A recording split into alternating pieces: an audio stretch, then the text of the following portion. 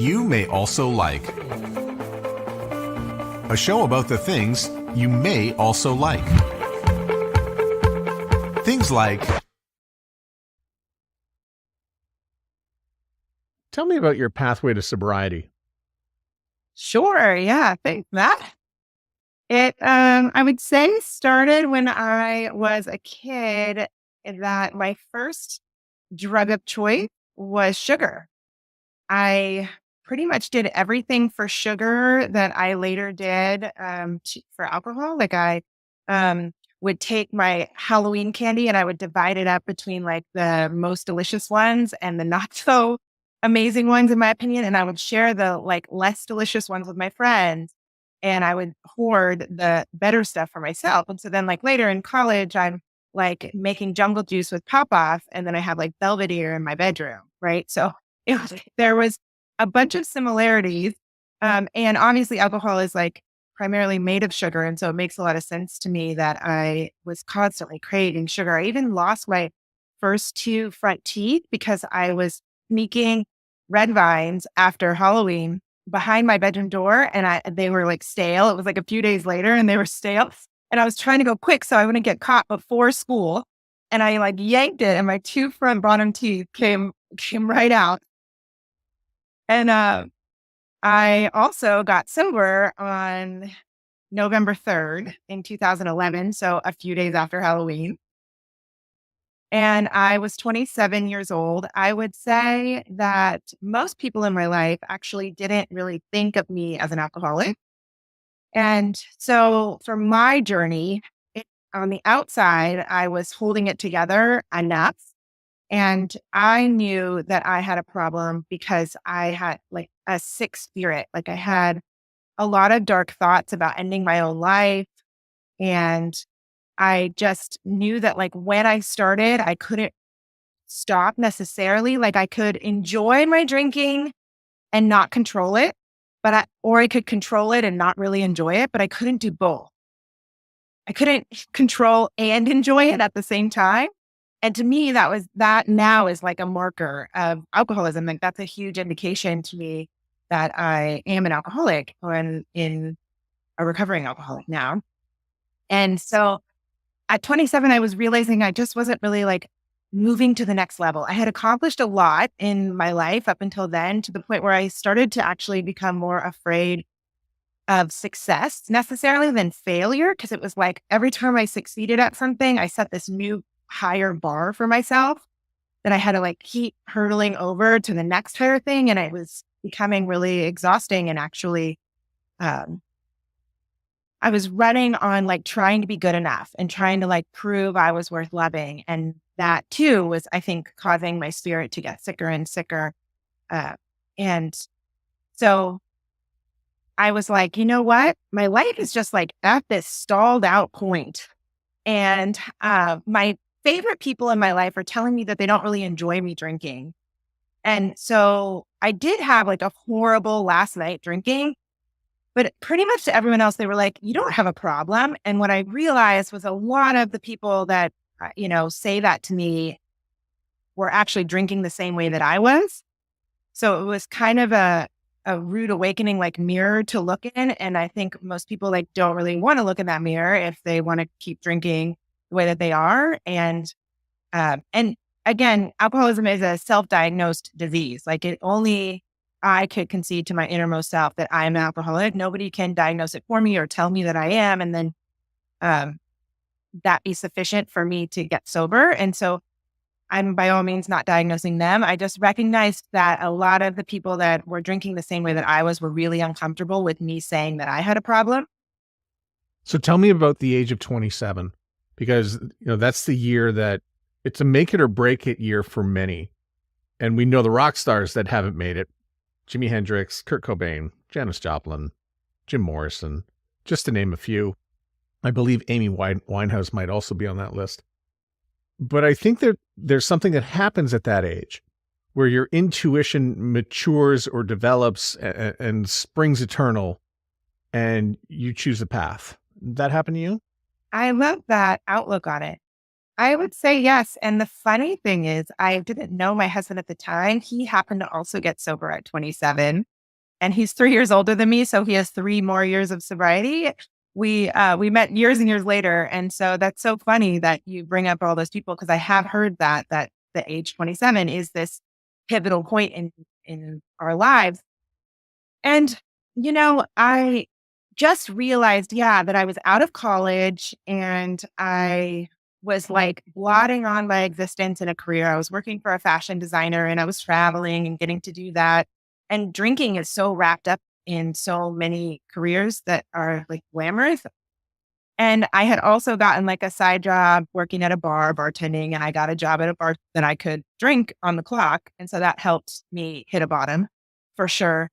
I just was like, I'm not happy and I'm not, like feeling like this is my path. And so what is blocking? And I started to really do a deeper dive, like what is blocking me? And I was like, you know what? If I want to figure this out, I need to have a clear mind. I need to be able to look at the world for the reality that it is and not this blurred fantasy that alcohol offered me and the numbness or the escaping.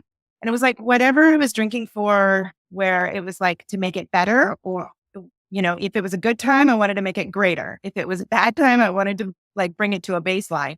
And so it was like, well, what would my life be like if I was really, truly authentic and I was like my real self? And I do think that there must be something that happens at that age between like our wild child, young years and like, okay, now we believe that we need to start adulting. Yeah. And I had to start, by asking you about the pathway to sobriety, because it led you to sort of this higher, intuition that you have and what you become. Because I've been watching and trying to understand, what you've been telling people. And it's sort of at this other level. So I'm glad that I've taken you here to this point. And I want to ask you a little bit about being a pivoting relationship coach and about this coaching style. So what is it? Sure. Yeah. I actually, right when I got sober, so what took me to pivot, it was right when I got sober, that first year of sobriety, I got nominated as Miss Venice Beach and then ended up winning the Miss California United States pageant after having never done a pageant in my life. My mom had entered me in one when I was like 18 months old. And so I do have some pictures as a baby, but that was it, right? No like cognitive awareness of ever doing a pageant. And I won. And then I went to nationals and I didn't even place top 20. It was like so obvious that I was like extremely green. And it was actually this pageant system that is from the movie Miss Congeniality with Sandra Bullock. She's beauty, she's grains, she's Miss United States, right? So I ended up getting voted by all the other states to be the Miss Congeniality, just like Sandra Bullock. And I stood out like a sore thumb, like she did too. I was always an athlete, and I can, dress up nice, and also I am in no way like mannered to a T. So it was such an honor to get that, because through sobriety and working a 12-step program, I was doing the next right indicated action. And I was trying to align my will and my life to a power greater than myself that I believed loved me at all times and was caring for me and guiding me. And so to do that, to align my will and my life, to me means my thinking and my action. My will is my thinking and my life is my actions. And if I'm trying to align that with something loving, I need to be thinking something loving or doing something loving. And that's how I know that I personally am in my God's will for my life, my higher power. And so I was actively doing that through the whole pageant, right? Like holding doors open for people behind me, looking in people's eyes, taking the time to ask people about themselves and really being present because of my sobriety. And that I truly believe is what gave me the opportunity to connect with people to a point where they voted to have me as Miss Congeniality. And so I had this amazing first year of sobriety where I was like traveling and doing all these events. And also, part of my platform, I made it into that you can live this authentic life without needing to drink or do drugs. And that helped me stay stopped, like going to all these fancy events where they offer you like a glass of champagne when you walk in, right? And being able to stay stopped through all of that as using it as part of my platform. So then when the year was up, it was like, okay, now what?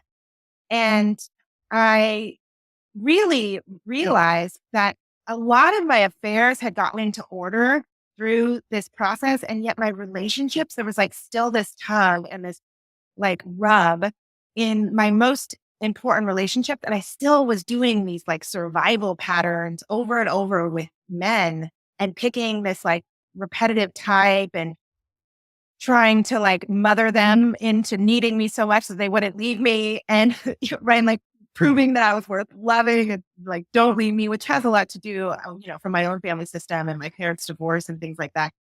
And so I was about 2.5 years sober, and I realized like my relationships are still not working. I need some outside help. Like I need more. I need some tools for my toolbox. So I was introduced to this retreat, and at the time it was 12 days. Now it's only 5. That was an all women's relational alignment retreat.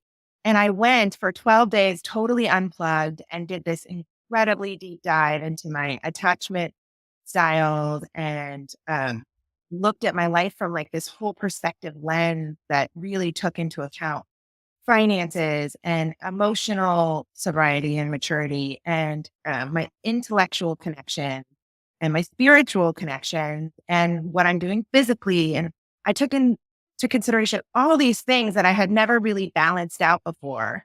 And I came out of it and I had just actually met who's now my husband a week before I left, but I had signed up for the retreat like months prior. And so I was like, hey, I'm going to go do this like women's retreat.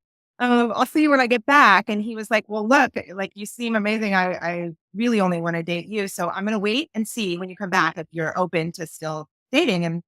And I'm not going to date anyone else while you're gone. And I came back and I had this plethora of tools, dating with a purpose, like a plan for dating, how I was going to do different things to get different results. And I applied it immediately in real time with him. And I literally got the exact opposite, like a pivot, a 180 of every other relationship I had ever had. I ended up producing this pivotal other type of amazing, connected, secure relationship with him. And we've now been together 10 years, married for 8. And so I was going through life as actually a sober companion and a sober coach at the time. And Lori Jean Glass, who founded the Glass House and the Pivot Process and wrote the book #Healthy Adult, was launching her book. And she invited me to the launch party in LA. And I found out that they had created a coaching path for when you leave the retreat. Now it's used whether you go to the retreat or not. You can just do weekly coaching. At the time, it was initially launched so that you leave with like a support net and an advocate to apply the tools, which I had just done on my own, right? Like white knuckling, like I was determined to apply everything that I had learned. And it was so successful for my own life. So I was living this process in real time for about 5 years and realized that I could do it as a profession. And so I pivoted from sober coaching into getting certified as a pivot relationship coach. And that's what I've been doing for the last 5 years. So why do some people struggle with relationships more than others? That's a great question, Matt. Thank you for that. I have never had anyone ask me in that way. So it's obviously completely individualized. I think it has to do so much with the stories that we tell ourselves in real time about what's happened. And so being able to make sense of our own life story and our psychological development over time and our parts of self and being able to understand why we do what we do in relationships actually empowers somebody to be able to then show up differently, do differently to get a different result in real time when we understand like, oh, this is the child part of me that like the essence of that part of me is still alive. And when, somebody is walking out in the middle of a fight, that part of me gets in terror that part of me gets in terror that I'm going to be completely abandoned and alone. And so this is just like an example, so then I do whatever it takes to just get that person to come back, maybe say things that I don't really mean or apologize for things I'm not really sorry for. Right. And so once you understand that it's your child part of self or your teen or your adult self, And your healthy adult self, which is the muscle that I help people build, actually can come in and do a healthy do instead of the habitual do of those younger parts of self, then we can actually literally have a completely different trajectory in our relationships than all the habitual do's that have caused these repetitive patterns up until now. So you've got great advice. It's actually sort of residing somewhere inside your socials. So if you're not already following London, please do so. You can connect on all those points inside the show notes of this episode. But here are a few tips that I managed to extract, and I hope you can sort of expound on them just a little bit. Here's tip number 1, and this is a good one. Why is it that leading the relationship, you should lead with the relationship instead of sex, instead of having sex first and then trying to do the relationship? Yeah, that was one of the things that I did differently in this relationship than I had ever done before, was developing a foundation of connection with my husband where we had an emotional connection. We had an intellectual connection, meaning like we did some hobbies together, talked about broader ideas and understood each other and our perspectives on life. We talked about some finance stuff. Like I had enough dates with him to like look and see, how does he spend his money? How does he relate to money? And even an opportunity to ask questions on multiple dates to see if he had a higher power, to see if, like whatever your spirituality is, to explore, does this person match my spiritual practices? And it doesn't have to be the exact same way. Like we both don't connect to our higher power the same. However, we both rely on a higher power. And that was really important to me. So by looking at the other 4 categories of the whole perspective, before just becoming physical, I actually was able to feel secure and connected with him before offering my body to be shared with him. And so then once it did become physical, it was, for me, more special. Like it was more amazing because I had that emotional security and that intellectual bond. And so when we lead with sex and we lead with the passionate lust of just becoming physical right away, often we have this innate desire to try to make it work as a result of having already done that. And so we'll like paint the red flags green in the other category often, and we'll just like plow forward in trying to make it work because we've already had sex. And then we realize maybe 3 months, 6 months, a year down the line, like, man, we do not have that many things in common that's going to be sustainable for the big picture. Yeah. And so there's probably a number of Gen Z and millennials who are like, hated that answer because you didn't give an over under for how many dates that you should be before you get a green light to do that sort of thing. But I think you answered it just fine. I'm good. I'm great. If you want like a number 2, a great thing I like to say is ask 3 questions on every date that are like predisposed. Like go and write down 3 things that you want to know about this person before going on the date and work those into the conversation, because then you leave the date and you're like, wow, I really feel like connected, like I know this person more versus like, oh, they're so hot and oh, they're so funny and right, like just flirting the whole time, and then you leave and you don't really know much about them. So find questions that are based in those other categories that will allow you to really look at them through the lens of reality, not who you want them to be or who like they could potentially become, but who are they like today sitting in front of you? Who is the actual person in front of you? And do you really like that person? And I actually applied that with my husband on our dates, and I kept giving him like the green check mark after each date. Like, yes, I like who he is today. Yes, I like where he's at in his life right now. And that too was the difference, because I had always dated guys' potential, like who they like could be if they lived up to their potential. And then it was always like frustrating because it was not necessarily even who they wanted to be. And I was causing my own suffering because I was having unrealistic expectations of the other person's behavior. And then they were feeling pressure to always live up to my standards and feeling like they were never good enough. And it was just not that. It was just that we weren't really like a match from a whole perspective. And we were trying to force it based on each other's fantasies of who we wanted the other person to be. Here's another great one, another piece of gold found inside your socials. And that's do the things you did in the beginning to maintain the relationship in the long run.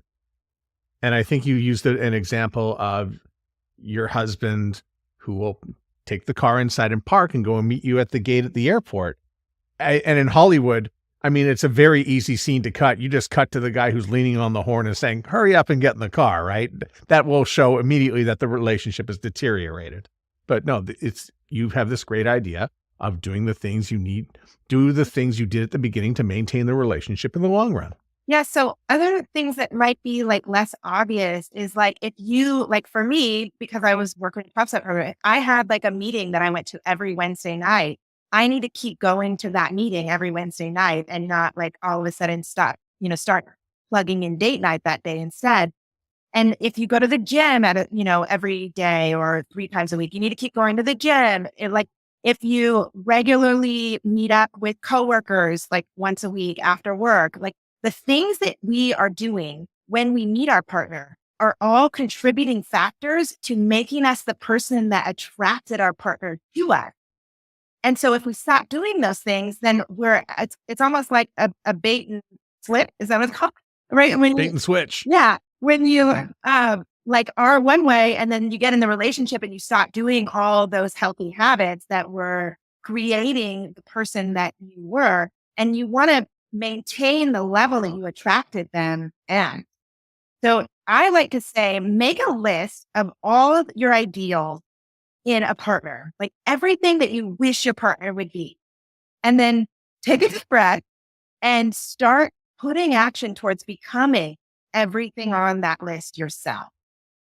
Because what you will do is you will attract a partner from that place instead of like a needy, sick and suffering place of trying to have the other person make you whole or make you happy or show you that you're lovable. While you're becoming your own ideals list, you're giving yourself so much self-respect and so much attention and appreciation and self-worth that when you meet that person, you are your healthiest person in that time. So you're attracting a healthy adult. Why is it that when we start to date or we start to get into a relationship, especially when you get, a few months into a relationship, that one of the first things that we sacrifice is authenticity? Why do we give that up? Yeah. So I have learned through actually becoming a certified parenting coach with the Jai Institute for Parenting, which is something else that I offer clients. Through that process, I learned so much about attachment science and how when we're growing up as children, we literally, obviously need our primary caregivers for survival. So we are hardwired to lean more towards the connection than authenticity.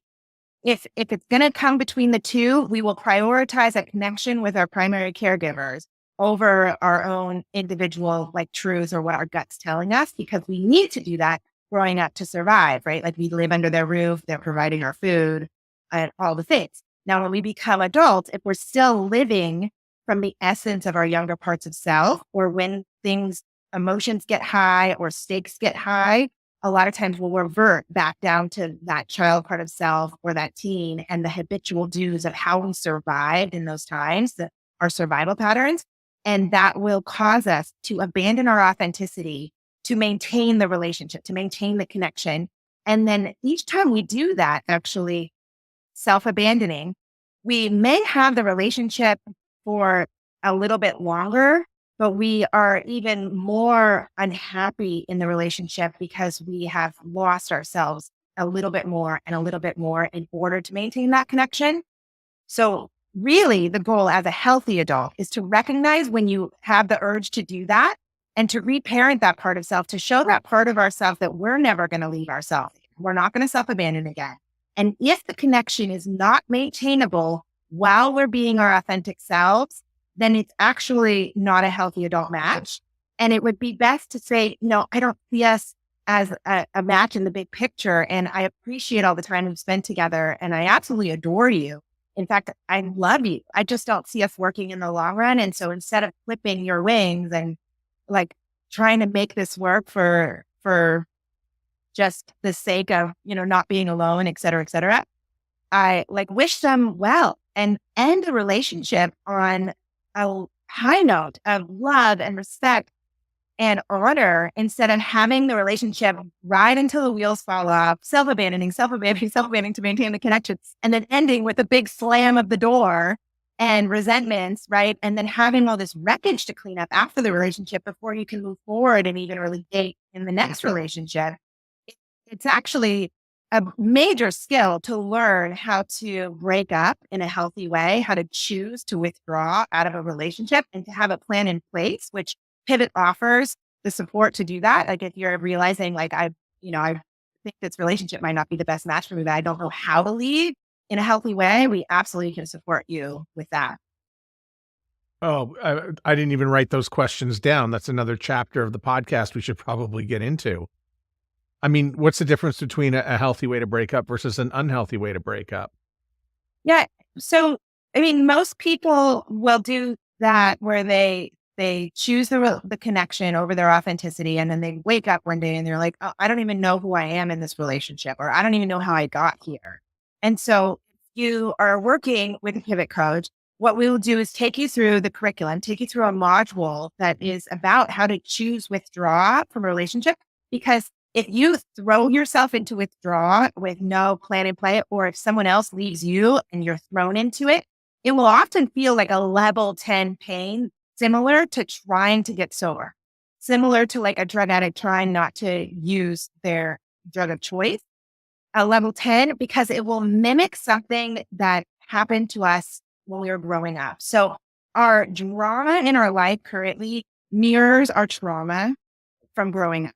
And so what's happening in real time is probably not a level 10. Like you're not actually going to like be left with no way to survive the way that you might have felt when you were a child and you were losing the connection with a primary caregiver, but it feels that way. And so usually if you don't have a plan in play, when you try to do a breakup, that's how we just end up defaulting back into the relationship, because we would rather live at like a level 6 or 7 pain every day, like a familiar, just like barely making it comfortable survival level, then have to deal with the level 8, 9, and 10 pain for a period of time to then create a life where you can live with just like a 1 through 3 or even 4 or 5 on a regular basis.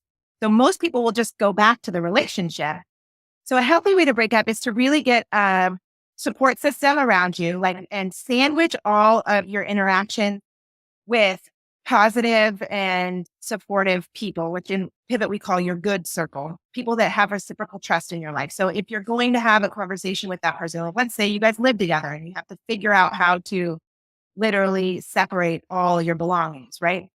Talk to a good or text a good before that, and then follow back up after. So there's a level of accountability or your coach, so that your perspective on it doesn't get so far into, I just need to fix this and get out of this pain and get the connection back, that you forget all the reasons that you're walking away. And then really plug in, like, how am I going to choose to invest in my life in all 5 categories of the whole perspective every single day, doing at least one thing to show myself that I love myself and I appreciate myself in each of the 5 categories. So like really catapulting yourself into this safety net that can support the pain that you're going to inevitably feel when you leave a relationship. Even if you leave it saying, I love you and this isn't working, still going to hurt. And it's still going to feel like, did I make the right decision at times? Because you're just going to want to like be comfortable at that 6 and 7 initially. And then because it takes a huge level of faith to believe that like you can live a life of just like 1 through 3 level of pain on a regular basis. How did you attain the title of Supermom 2023? So that was really fun and amazing. Somebody sent it to me, and apparently it was the first year ever. And they just completed the second year. So I just passed the reins on to another mom. after that year. And it was a voting process and a donation based, people voted, they could donate money and they could just vote every day. And it was about a 2-month experience. I was actively taking this course called Earth Magic Academy, and it was about how to connect with our own intuition and how to really be able to follow our intuition in those tough times instead of instinct or survival pattern. And so I was doing a lot of meditation. I was doing all kinds of adding to my toolbox of how to support myself. And it was freeing me of this fear of like being canceled or rejection or not being good enough, because that is my pain body wound deep down, is that I'm not good enough. And that because I'm not good enough, eventually they will leave me or reject me and I will be abandoned. And that was a lot of the work I did on my family system and my relationship with my dad, pivot retreat 10 years ago. And while I was using these tools, I just got so free of that. And somebody was like, "Hey, I think you should do this because I'm a stepmom. My stepdaughter calls me mom, which later she said also could stand for super mom, which is super cute. And I met my stepdaughter. She's our oldest when she was 22 months, and my husband and I got married when she was 3.5, and she's lived with us since she was 6. And so I have loved a child that's not biologically mine as my own for the last 10 years. And that comes with its own unique challenges and experiences. And then I also have a biological daughter and a son who are 6 and 3. And so somebody was like, you know what, Ronan, you're just such a, an example as how to be a healthy adult mother and how to show up in a secure way with your children. Do this. And I started to just share it a little bit. And the inquiry of support that I got was like so humbling. Like I'm still beside myself. And thank you to anybody who's listening to this that voted for me and contributed to that title. I'm so incredibly grateful. And so as it kept going, I just started sharing more. And the connection for me, similarly, even with Miss California, was the fundraiser was for Children's Miracle Network hospitals. And my younger sister was born with Down syndrome and a congenital heart defect. She had a 1-chamber heart. And they did a heart surgery immediately to just divide it into 2 chambers to divide the blood. And she had 3 open heart surgeries while we were young. Between her second and third open heart surgery, she got leukemia and was in the hospital for 2 years with chemo in the early 90s when I was between 7 and 9. And so I spent so much of my life in a children's hospital and connected to this message of families going through what we went through is what the money was going to support. And my sister actually passed away in 2022.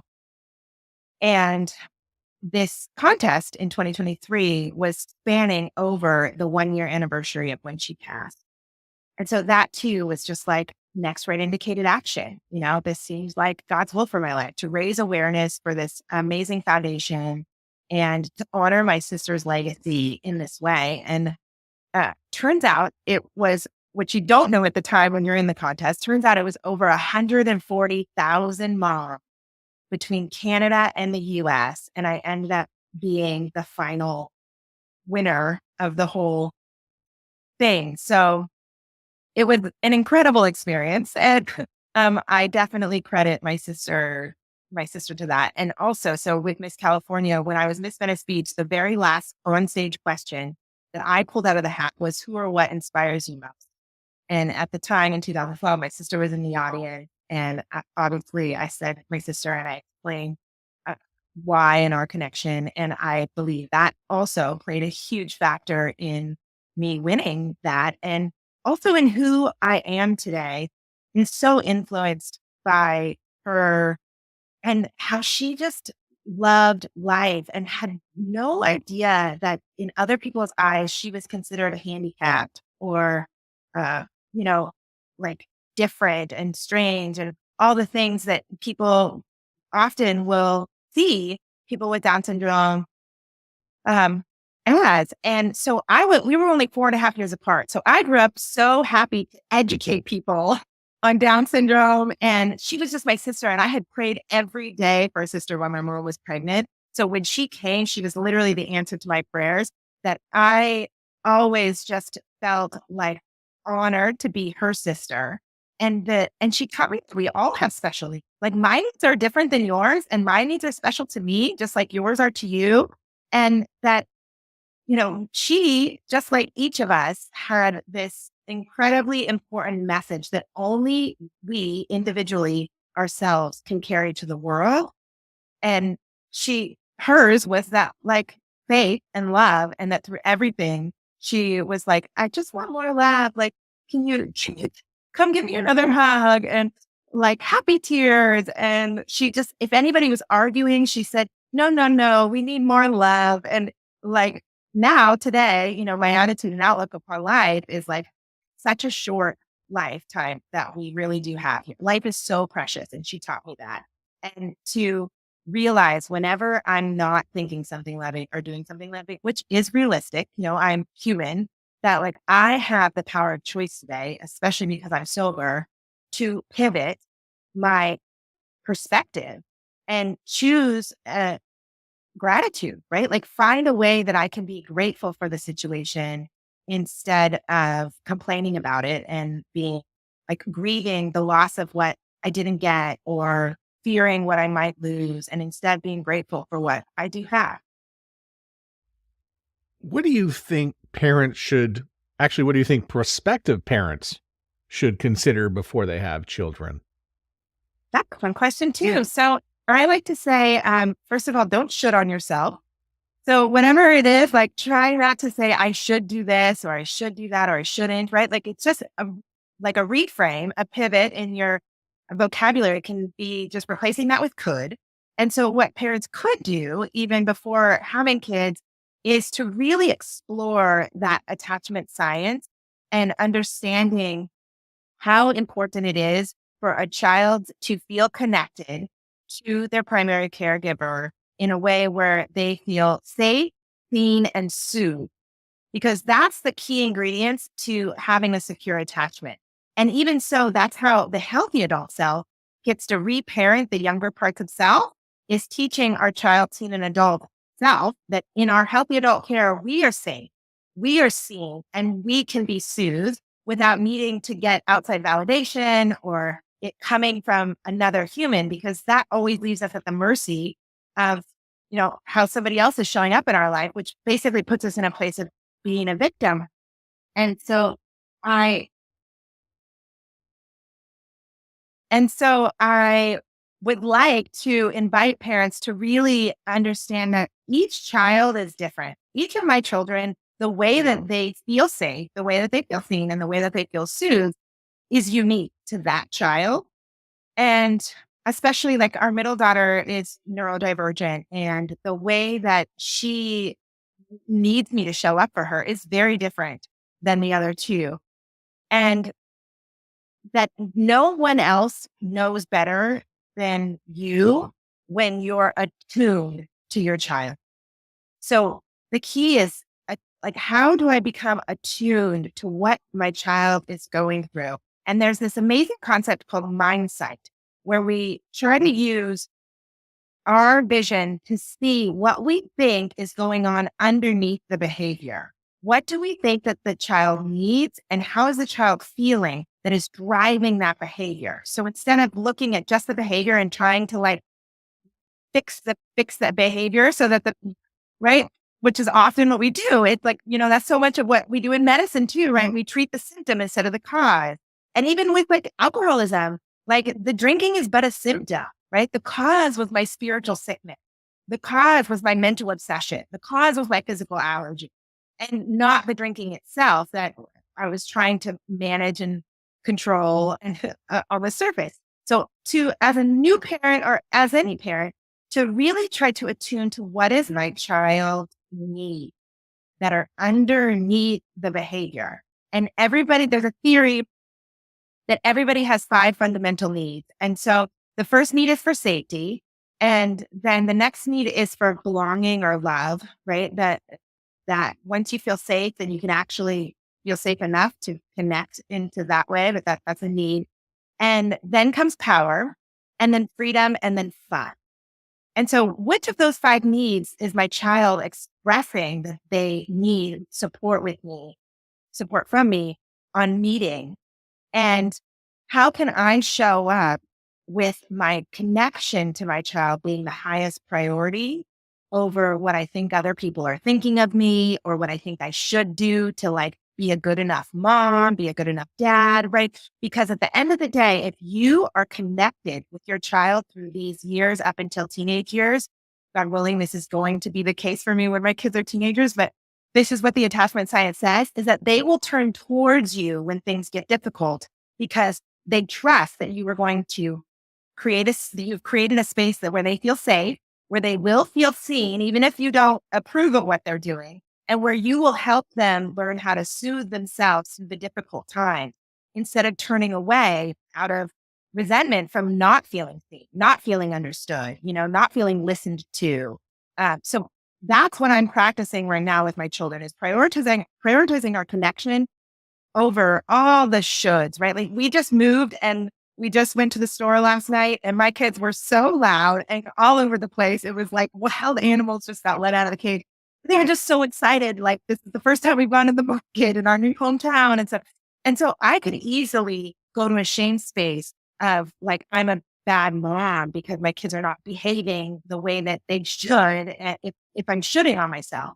And instead I reminded myself that there's also a theory out there that kids who are the loudest also feel the safest, right? They feel safe to be authentic and not fear that they're going to lose their connection with me by being their authentic self.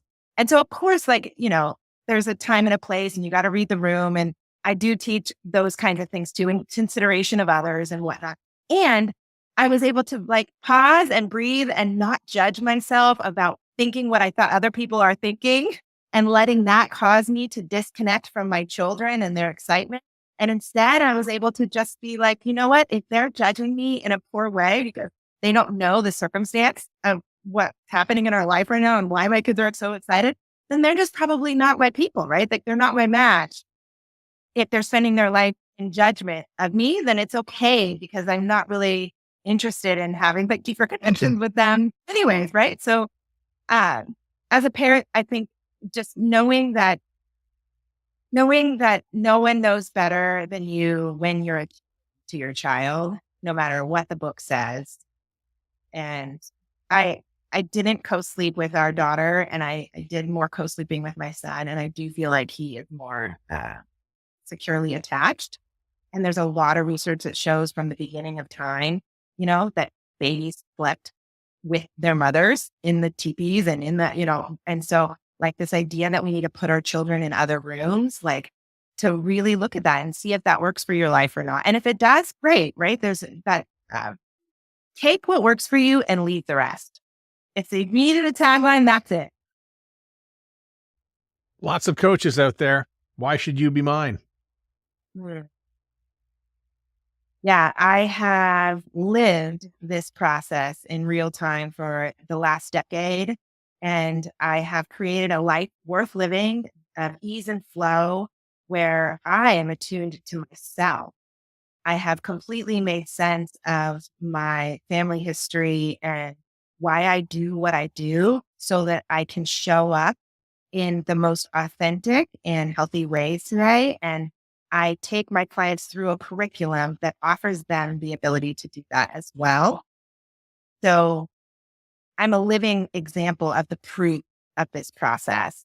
And I also believe that everybody is so different that and because of my history with my sister, I have such little judgment about what you choose that when I'm working with somebody and I make a suggestion and they come back and they said, I did the exact opposite and here's the result, I'm going to meet them where they're at and work with them now in the reality of their situation instead of shooting on them, right?